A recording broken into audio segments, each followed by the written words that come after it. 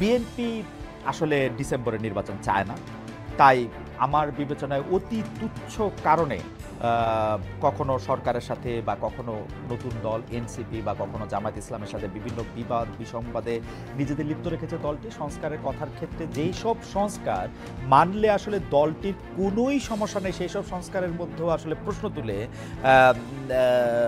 মানে প্রশ্ন বলছে যে সেগুলি করবে না, আবার সেগুলি নিয়ে কথা বললে বিএনপি নেতৃবৃন্দ রেগে যাচ্ছে।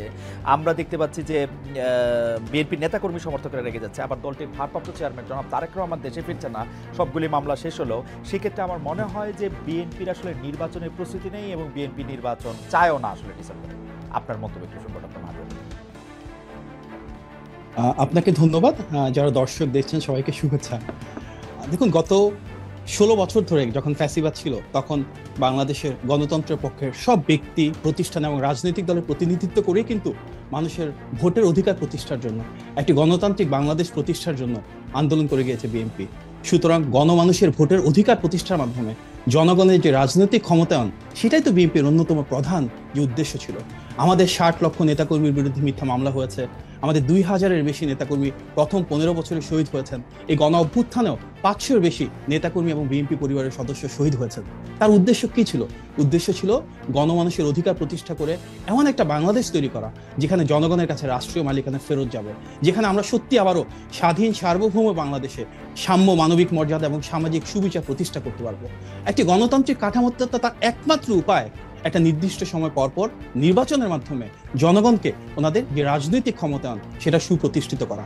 সুতরাং অবশ্যই একটি দ্রুত নির্বাচন আয়োজন করা, যার মাধ্যমে অবাধ, সুষ্ঠু এবং নিরপেক্ষ প্রক্রিয়ায় আমাদের দেশের সকল মানুষ, যারা 12 কোটির বেশি ভোটার রয়েছেন, প্রত্যেকে যার যার পছন্দের প্রার্থীকে ভোট দিতে পারেন, ওনাদের পছন্দের রাজনৈতিক দলকে তারা ক্ষমতায়িত করতে পারেন, দেশ পরিচালনার সুযোগ দিতে পারেন। এটাই তো আমাদের অভীষ্ট লক্ষ্য।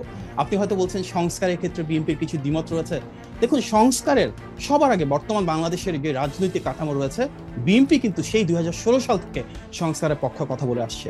আমরা দেখেছি 2016 সালে আমাদের দেশনেত্রী বেগম খালেদা জিয়া ভিশন 2030 প্রণয়ন করেছিলেন। পরবর্তীতে 2022 সালে আমাদের বিএনপির ভারপ্রাপ্ত চেয়ারম্যান জনাব তারেক রহমান 27 দফা প্রণয়ন করেছিলেন, এবং 2023 সালে ফ্যাসিবাদের রক্তচক্ষুকে উপেক্ষা করে জনাব তারেক রহমানই কিন্তু 31 দফা প্রণয়ন করেছিলেন। আজকে সংস্কার নিয়ে যা কিছু কথা হচ্ছে, খুব গর্বের সাথে আমরা বলতে পারি তার প্রায় অধিকাংশই এবং প্রতিটি বাস্তবসম্মত এবং যৌক্তিক প্রস্তাবনারই কিন্তু মূল ভিত্তি আমাদের 31 দফা। রাষ্ট্রীয় প্রতিষ্ঠানগুলোকে কিভাবে আমরা আরো বেশি শক্তিশালী করতে পারি, বিচার বিভাগ, আইনসভা, নির্বাহী বিভাগের ভিতরে কিভাবে ক্ষমতার ভারসাম্য তৈরি করতে পারি, এই প্রত্যেকটাই কিন্তু আমাদের সেই 31 দফা থেকে উচ্চারিত। হয়তো এখানে কিছুটা পদ্ধতিগত পার্থক্য রয়েছে, কিন্তু কোনোভাবেই আমরা সংস্কারের ক্ষেত্রে কোনো বিভাজন চাই না। আজ থেকে প্রায় 10 বছর আগে আমাদের যে অবস্থান ছিল, দীর্ঘ সময় পেরিয়ে আজও আমরা সেই অবস্থানে রয়েছি। এবং আপনি বলছিলেন বিভেদের কথা, জাতীয় ঐক্যের কথা সবার আগে বিএনপি বলেছিল। সেই জাতীয় ঐক্যকে ধারণ করে গণতান্ত্রিক বাংলাদেশে গণমানুষের ভোটাধিকার প্রতিষ্ঠার জন্য আমাদের যে উদ্যোগ, যে প্রচেষ্টা, যে সংগ্রাম, সেটা আজও বহমান রয়েছে। ডক্টর আমিন, একটু যদি আমাকে সুযোগ দিতেন, আমি আপনার কাছে একটু বুঝে নিতে চাচ্ছিলাম যে ধরেন সংস্কার কমিশন বলতেছে যে জীবনে 2বারের বেশি প্রধানমন্ত্রী হতে পারবেন বা 2বারের বেশি কেউ প্রধানমন্ত্রী হতে পারবেন। এইটা বিএনপি দ্বিমত করতেছে কোন জনগণের স্বার্থে? ওকে, দেখুন, একটা দেশের রাষ্ট্র কিভাবে পরিচালিত হবে, রাষ্ট্রীয় কাঠামোটা কিভাবে গড়ে উঠবে, তার কতগুলো প্রেক্ষাপট থাকে। এখানে একটা ঐতিহ্যগত ব্যাপার থাকে, এখানে একটা সাংস্কৃতিক ব্যাপার থাকে, এখানে রিজিওনাল যে এক্সপিরিয়েন্স আছে সেটা ম্যাটার করে। বাংলাদেশে আমরা যেভাবে সরকার পরিচালনা করে আসছি বাংলাদেশের জন্মলগ্ন থেকে, সেটা ওয়েস্টমিনস্টার সিস্টেমের পার্লামেন্টারি ডেমোক্রেসিক সিস্টেম। সো সেই ওয়েস্টমিনস্টার সিস্টেমটাকে আমাদেরকে ধারণ করতে হবে। আমরা দেখেছি পৃথিবীর কোথাও আপনি একটা দেশ দেখাতে পারবেন না যেখানে ওয়েস্টমিনস্টার সিস্টেম পার্লামেন্টারি ডেমোক্রেসি আছে, যেখানে প্রধানমন্ত্রী যে টার্ম আছে সেটা ক্যাপড, অর্থাৎ প্রধানমন্ত্রীর 2বার বা 3বার বা 5বার বা 1বার, এটা নিয়ে কিন্তু কোথাও ওয়েস্টমিনস্টার সিস্টেম ডেমোক্রেসিতে। ডক্টর আমিন, আপনি আমাকে ক্ষমা করবেন, মানে আমি মনে হয় সিমিলার যুক্তি আওয়ামী লীগের মুখে গত 15-20 বছর ধরে শুনে আসতেছি, মানে এই ওয়েস্টমিনস্টার টাইপ ডেমোক্রেসি, প্রধানমন্ত্রীকেই তো আসলে ক্ষমতায় থাকতে হবে। কিন্তু এইটা দিয়ে কিন্তু আমরা কিন্তু ডক্টর মাহাদি, আপনি আমি আজকে এখানে পাটোয়ারি আছেন, আমরা কিন্তু ওয়ার্স্ট সাফারার। যে একজন ভদ্রমহিলা চিন্তা করছিলেন যে তিনি 2041 পর্যন্ত নাকি 2066 নাকি 91 পর্যন্ত থাকবেন, এরকম একটা বন্দোবস্ত প্রায় করে ফেলেছিলেন।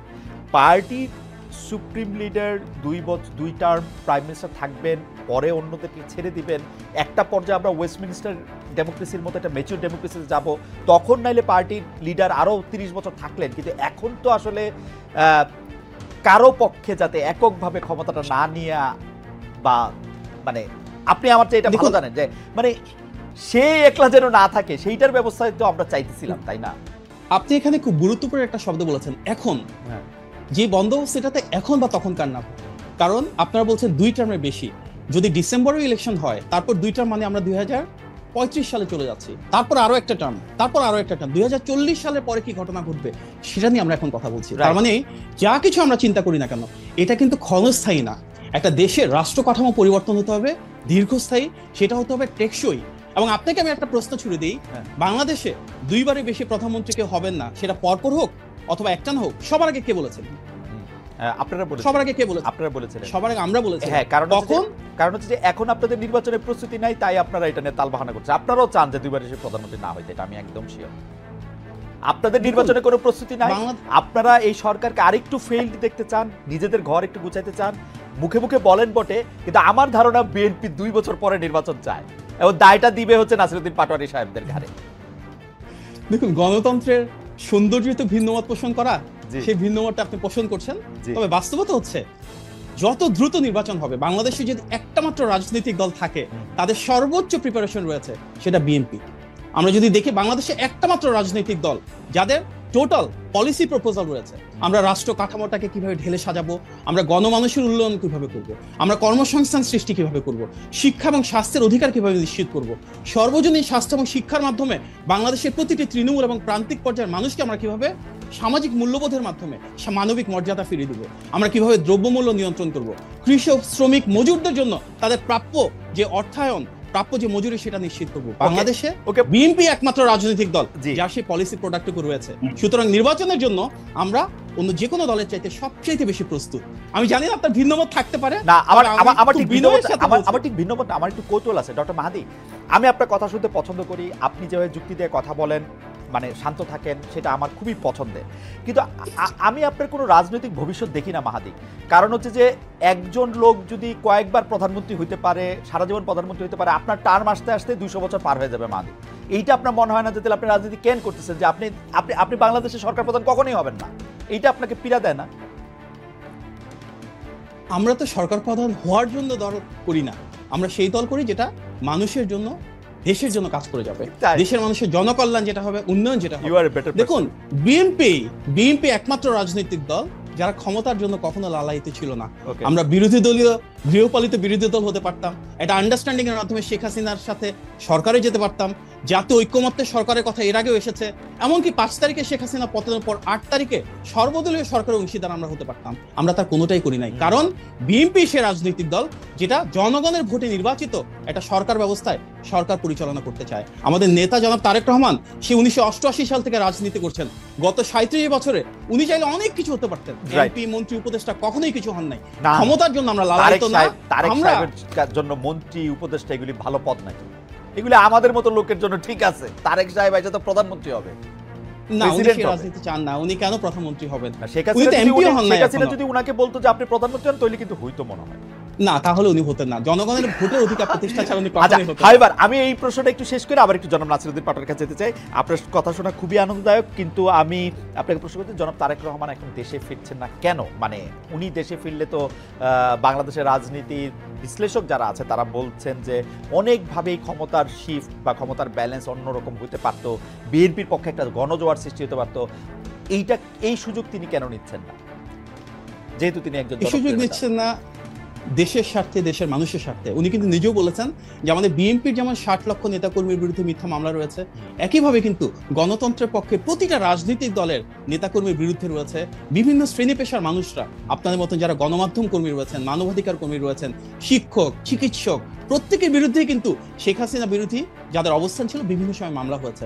উনি সুস্পষ্টভাবে বলেছেন ওনাদের প্রত্যেকের বিরুদ্ধে যেন ন্যায় বিচার প্রতিষ্ঠা হয়, প্রত্যেকে যেন অবিচারের নামে আমরা যা দেখেছি তার থেকে প্রাপ্য বিচারটুকু পান।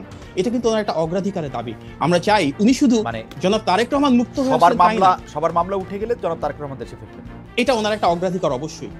মানে সবার মামলা উঠে গেলে ন্যায় বিচারে উঠবে না তো? অবশ্যই ওনাকে তো সম্ভব। ন্যায় বিদেশ বিচার থেকে যদি প্রধানমন্ত্রিত্ব প্রতিষ্ঠা হয়- করতে হবে ভাই। না, উনি কেন বিদেশ থেকে প্রধানমন্ত্রিত্ব করবেন? আমরা সবসময় বলে এসেছি কি, এই অন্তর্বর্তী সরকারের মূল ম্যান্ডেটটা হচ্ছে একটি অবাধ, সুষ্ঠু এবং গ্রহণযোগ্য নির্বাচন আয়োজনের Okay. পাশাপাশি বিচার বিভাগ, জনপ্রশাসন এবং আইন শৃঙ্খলা বাহিনীর সংস্কারটুকু করা। যদি বিচার বিভাগের সংস্কার ঠিকমতো হতো, গত 8 মাসেই কিন্তু আমরা দৃশ্যমানভাবে অনেক মানুষকে এসব অবিচার থেকে মুক্ত অবস্থায় দেখতে পেতাম। কোর্টের জন্য দাঁড়ে দাঁড়ে ঘুরতে হতো না মিথ্যা মামলার জন্য। Right. কিন্তু- আমরা দেখেছি মিথ্যা, কিন্তু- গায়েবী, জালিয়াতির মামলা, আমার মনে হয়- সেগুলো থেকে তো অবশ্যই মানুষের আমার মনে নিস্তার হয় যে পেতে বিচার হবে। বিভাগের সংস্কারটা একটা জরুরি আছে।